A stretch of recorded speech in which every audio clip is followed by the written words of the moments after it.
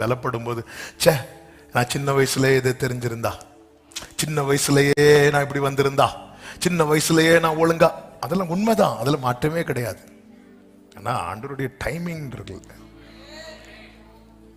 ஹல்லேலூயா.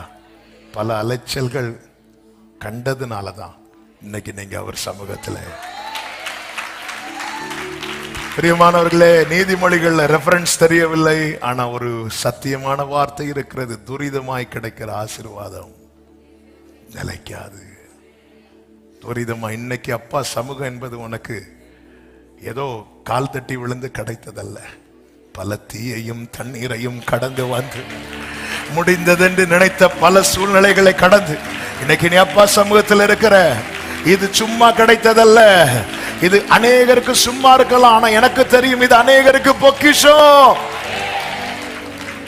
அப்பாவும்